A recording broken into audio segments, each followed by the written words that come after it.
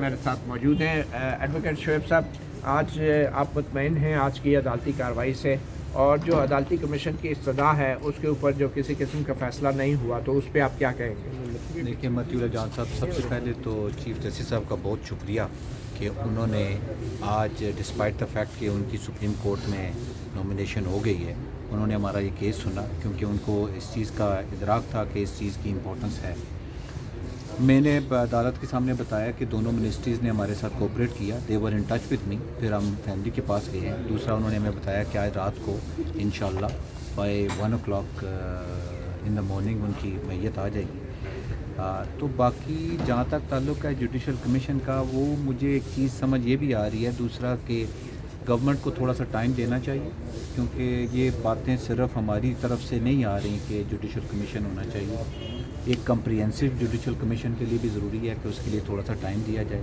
دوسری وجہ یہ ہو رہی ہے کہ ابھی جج صاحب کے جو آج دن تھا, انہوں نے آج کیس تو ٹیک اپ کیا, لیکن ایک ہفتے کا ٹائم دے دیا. اب نیکسٹ بینچ اس کے بارے میں فیصلہ کر دے گا. عدالت نے صرف یہی کہا ہے کہ ابھی جو کنسرن گورنمنٹ ہے, اگر میرے خیال میں چاروں طرف سے آواز آ رہی ہے, تو اگر جوڈیشل کمیشن گورنمنٹ خود ہی اناؤنس کر دیتی ہے تو پھر تو کورٹ کی ڈائریکشن کی ضرورت نہیں رہتی. لیکن اگر ود ان 1 week وہ نہیں کرتی تو ہم نیکسٹ جو بینچ ہے اس کے سامنے اپنا مدعا رکھیں گے, کیونکہ اس دفعہ ہمیں جوڈیشل کمیشن ایک ایسا چاہیے, ہمیں اسپائن لیس جوڈیشل کمیشن نہیں چاہیے.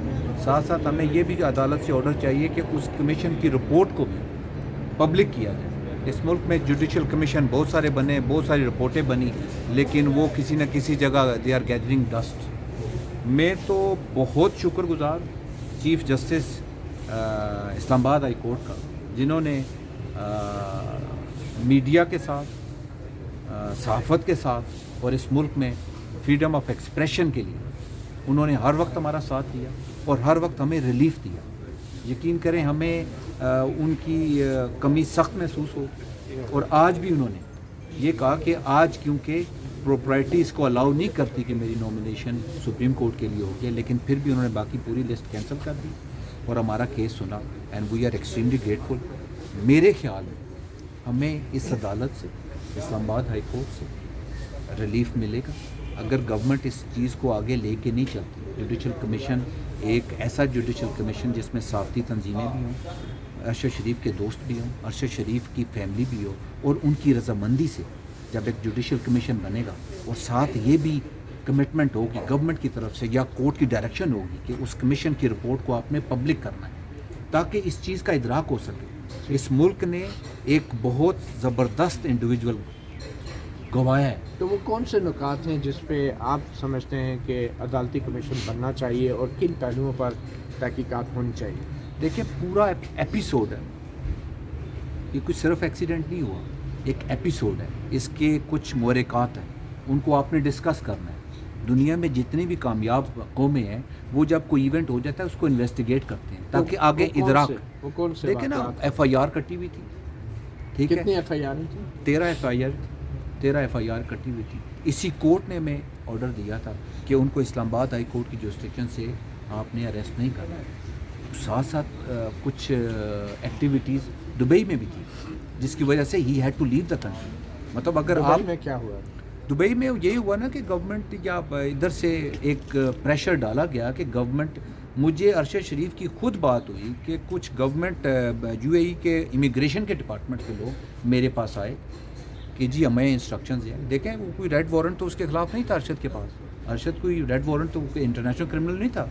امیگریشن آفس کے یو اے ای کے لوگ آئے, انہوں نے کہا جی you have 5 days, either you go back to your own country or leave our country. He head to leave. تو اب یہ سچویشن یہ آ رہی ہے. باقی جہاں تک تعلق ہے کسی کے اوپر الزام نہیں, بٹ انویسٹیگیشن چاہیے. جو پولیس کی رپورٹ ہے, کینین پولیس کی جو رپورٹ ہے, میرے خیال میں اس سے انبلیویبل ڈاکومنٹ آج تک نہیں آیا کہ آپ دن میں 8 بار تو آپ کا ورژن چینج ہوا, اس میں 10 باتیں ہیں. ایک چھوٹا سا بچہ اس کے اندر چیزیں نکال سکتا ہے کہ یہ اسٹیٹمنٹ کیا ہے. ہماری تو ہر بندے سے, پاکستان کے ہر ڈیسیژن میکر سے ایک ہی ریکویسٹ ہے, وی ہیو لاسٹ ایک بہت ہی خوبصورت بندہ ہمارے ہاتھ سے چلا گیا. اس کی انویسٹیگیشن ہونی چاہیے, نیوٹرل انویسٹیگیشن ہونی چاہیے. اس چیز کا ادراک ہونا چاہیے. اس ملک نے ایک سمت میں جانا ہے, اس سمت میں جانے کے لیے آپ نے ادراک کرنا ہے. مجھے یہاں کل فوج کے 2 جوانوں نے سلوٹ مارا تو میں ذرا تھوڑا سا حیران ہو گیا کہ میں نے کہا بیٹا خیریت ہے, کیوں مجھے سلوٹ مارے؟ اس نے کہا سر آپ ارشد شریف کے وکیل ہیں, یہ رینجرز یہی ہیں, انہوں نے مجھے سلوٹ مارا. تو میں ذرا تھوڑا میں نے کہا بیٹا خیریت ہے, کیوں مجھے سلوٹ مارے؟ انہوں نے پورے فوجی سٹائل سے مجھے 2 بچوں نے سلوٹ مارا. کہتے سر آپ ارشد شریف کے وکیل ہیں, ہم آپ کو سلوٹ مارتے ہیں. یہ سانحہ ہم سب کے لیے, کسی کمیونٹی کے لیے نہیں ہے, کسی تنظیم کے لیے نہیں ہے, ہم سب کے لیے سانحہ ہے. اس کو ہم نے انویسٹیگیٹ کرنا ہے اور اس کو لاجیکل کنکلوژن پہ لے کے جانا ہے. چلو ٹھیک ہے. شفا آپ سے بھی میں ملیہ سوری ملیہ آپ نے جو آرٹیکل چوری کا کہہ دیا تھا وہ میں نہیں بریف صاحب صرف بریف کا کامنٹ لے لیں. میں نکلتے باہر. ملیہ بریف صاحب کا کامنٹ یہ لے لیں کہ ارشد شریف کے ساتھ جو جی یہ آپ دیکھ سکتے ہیں ارشد شریف کے وکیل تھے. میڈیا کے اوپر بھی کافی ان کو ہدایات سنائے جاری کی جا رہی ہیں, کس قسم کی خبریں جانی ہیں, کس قسم کی نہیں جانی. اور عامر متین صاحب کے حوالے سے بھی کچھ میسج جو ہے وہ ایک سوشل میڈیا پہ آیا ہے. تو آپ کیا سمجھ رہی ہیں کہ میڈیا کیا اندر پریشر ہے یا کیا؟ عامر متین صاحب کو تھریٹن کیا جا رہا ہے. نہیں, ان کے حوالے سے تھریٹن نہیں, بلکہ انہوں نے کہا کہ شاید خبروں کے حوالے سے کوئی ایڈیٹوریل گائیڈ لائنز اچھا میڈیا. دیکھیں بڑی مختصر سی بات ہے متی اللہ صاحب, جس وقت آپ کا بھی انفارچونیٹ واقعہ پیش آیا تھا جب دن دہاڑے آپ کو بھی نامعلوم افراد اٹھا کر لے گئے تھے, تو ہم سب نے آواز اٹھائی تھی. یہ کوئی طریقہ نہیں. اور ارشد شریف صاحب کے ساتھ تو جو ہوا ہے وہ تو میرا خیال ہے اب ظلم حد پار کر گیا ہے. اس کے بعد تو کوئی بات رہ نہیں جاتی. کل میں نے پاکستانی قوم کو جس طرح دھاڑے مار مار کر نوجوانوں کو, مردوں کو, عورتوں کو, بزرگوں کو روتے ہوئے دیکھا ہے, اور ان کی والدہ اتنی ماشاءاللہ اللہ نے ان کو صبر دیا ہے کہ وہ عوام کو سہارا دے رہی تھیں, حوصلہ دے رہی تھیں کہ آپ حوصلہ کریں, لیکن عوام کو حوصلہ نہیں آ رہا, صبر نہیں آ رہا اس بات پہ.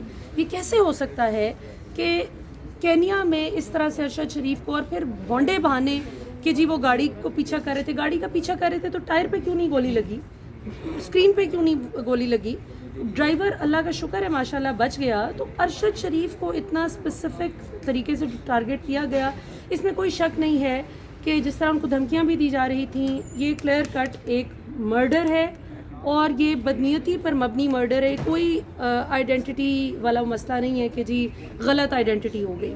باقی یہ کہ میڈیا ہمارا جو 98% میڈیا, اب آپ بھی تو صبح صبح اٹھ کے آئے ہیں نا اس کو کور کرنے, ہمارے میڈیا کی اکثریت کو شرم آنی چاہیے جو اول اس خبر کو چلا ہی نہیں رہے تھے, اور جب چلایا تو کبھی شروع میں صحیح بات کی اور بعد میں کہا کہ حد سے. خدا نخواستہ اگر میرے ساتھ, آپ کے ساتھ, ہمارے گھر میں خدا نخواستہ کسی کے ساتھ یہ ہوتا ہے تو کیا ہم چاہیں گے کہ اس کو اس طرح سے مس رپورٹ کیا جائے؟ تو یہ میں بڑی ڈس اپوائنٹڈ ہوں, اپنی میڈیا فریٹرنیٹی کی بھی اکثریت سے ڈس اپوائنٹڈ ہوں کہ بھلے آپ کو نظریاتی اختلاف ارشد شریف سے کئی چیزوں پر ہو سکتا ہے, لیکن ایک انسانی جان گئی ہے, آپ کا میڈیا کا جیتا جاگتا ساتھی گیا ہے, جس نے ARY نیوز میں جان ڈالی تھی رات 10 بجے کے پروگرام سے, وہ گیا ہے. تو اس وقت میڈیا کو جس طرح سے کھڑے ہونا چاہیے تھا وہ اس طرح سے میڈیا ہماری کمیونٹی کھڑی نہیں ہوئی, وچ از ویری انفارچونیٹ. باقی یہ میڈیا باڈیز سے آپ کیا توقع؟ میڈیا باڈیز سے مجھے اچھی توقع ہے, مجھے امید نہیں, یقین ہے کہ وہ انشاءاللہ ضرور اس میں کھڑی ہوں گی. PFUJ سے مجھے بہت اچھی امید ہے, وہ پہلے بھی کھڑے ہوئے آزادی حق رائے دہی پہ. صرف غلط نیوز پہ پکڑے جانا حق آزادی رائے دہی پہ حملہ نہیں ہوتا, اصل حملہ یہ ہے جو ہوا ہے جس پہ بات نہیں ہو رہی. جس وقت آپ کو یاد ہوگا جو PTI دور میں فواد چودھری کہتے تھے کہ قانون بنانا ہے فیک نیوز کو کامبیٹ کرنے کے حوالے سے, اب اس کی نوک پلک سنوارنے میں سب اپنا ان پٹ دے سکتے ہیں, اس سے اعتراض اختلاف ہو سکتا ہے کسی کو, لیکن اس پہ سارے اکٹھے ہو گئے تھے. آج جب آپ کا ایک ساتھی جیتا جاگتا بندہ, 5 بچے اس کے یتیم ہو گئے, اتنا بڑا ظلم ہو گیا, قیامت ٹوٹ پڑی, تو آج آپ نکل ہی نہیں رہے گھروں سے. یار بس کر دیں اپنے نظریات اپنے ایک طرف, لیکن اس چیز پہ تو سب کو ایک ہونا چاہیے. اچھا ملیحہ, جو موجودہ حکومت ہے, بلکہ جتنی بھی پہلے بھی جو حکومتیں تھیں, چاہے وہ آج کی شہباز شریف کی حکومت ہے, چاہے وہ عمران خان کی حکومت تھی, لیکن یہ دونوں حکومتیں اتنی بے بس کیوں نظر آتی ہیں؟ عمران خان کے دور میں بھی بہت کچھ صحافیوں کے ساتھ ہوا اور آپ اس کی گواہ ہیں. میں بالکل, تو اور بعد میں اب عمران خان کو بھی جاگ آ گئی ہے کہ یہ بڑا ظلم ہو رہا ہے, اور آج شہباز شریف کی حکومت میں یہ جو کچھ ہو رہا ہے تو شہباز شریف کی حکومت بھی بے بس نظر آ رہی ہے. اس کی کیا وجہ ہے کہ جب لوگ حکومت میں ہوتے ہیں تو اس وقت اقتدار کی خاطر وہ بولتے نہیں ہیں اور بعد میں ایک دم وہ چیمپئن بن جاتے ہیں. تو کیس میں جب آپ کو اٹھایا گیا تھا تو آئی کلیئرلی ریممبر کہ خان صاحب نے خود انٹروین کیا تھا. جب خبر خان صاحب تک پہنچی تھی تو انہوں نے خود انٹروین کیا تھا اور یہی وجہ ہے کہ اللہ کا شکر ہے کہ کچھ ہی گھنٹوں میں آپ ریکور بھی ہو گئے. اغوا کاروں کے ساتھ رابطہ کیا تھا خان صاحب نے؟ نہیں، خان صاحب نے تو اداروں کو کہا تھا نا کہ کیا ہوا ہے. جو ادارے ان کے انڈر تھے، ایف آئی اے ان کے انڈر تھا. تو یہ ادارے لے کر گئے تھے نا نہیں بھائی، یہ تو خان صاحب اس بات کی تصدیق کرتے ہیں. لیکن بات یہ ہے کہ اگر فرض کیا میں پرائم منسٹر ہوں تو میرے انڈر جب سارے ادارے کام کر رہے ہیں اور اگر اس طرح کا واقعہ مجھے پتہ چلتا ہے کہ زید بکر کو کوئی اٹھا کے لے گیا ہے اور اگر پولیس کہے کہ جی ہمارا تو کوئی لینا دینا نہیں ہے، تو ظاہر ہے کہ میں اپنی انویسٹیگیٹو جو ایجنسیز ہیں، ایف آئی اے ہے، دیگر ایجنسیز، انہی سے پتہ کروں گی نا کہ کیا ہوا ہے. تو میرے خیال میں کہ بجائے اس کے کہ اس میں جائیں کہ خان صاحب نے کس سے رابطہ کیا، کیا کیا، the real thing that اصل matters میں is شہباز شریف اور خان صاحب جو ہیں دونوں ایک جیسے ہیں. When it comes to establishment, Khan صاحب نے بعد میں انٹرویوز میں بھی کافی دفعہ کہا کہ مجھے تو پتہ ہی نہیں کیا ہوا، کون لے کر گیا. نہیں، خان صاحب ڈگی میں بیٹھ کے نہیں ملنے گئے. نہیں، خان صاحب ڈگی میں بیٹھ کے وہ نہیں کسی سے ملاقاتیں کرنے، جہاں بھی بیٹھ کے ملنے جاتے ہو لیکن ملتے رہے ہیں. اس سے فرق نہیں پڑتا وہ ڈگی میں بیٹھے ہیں یا گاڑی کے نیچے لیٹے. نہیں ڈگی میں بیٹھنے کا فرق یہ ہے. یہ بزدلی کیوں دکھاتے ہیں سیاستدان، چاہے شہباز شریف ہوں چاہے عمران خان؟ بتاؤں، ڈگی میں بیٹھنے میں اور سیٹ پہ بیٹھنے میں فرق یہ ہے کہ سیٹ پہ جو بندہ ایک معتبر طریقے سے بیٹھ کے جا رہا ہے تو obviously وہ دنیا کے سامنے جا رہا ہے. ڈگی میں بیٹھنے کا مطلب ہے کہ اتو رولا پائی جاؤ، وچوں کھائی جاؤ، کہ اندر سے شور مچائی جاؤ کہ اسٹیبلشمنٹ بڑی بری ہے، بھتیجی گالیاں دے اسٹیبلشمنٹ کو، اور وہ ڈگی میں بیٹھ کے.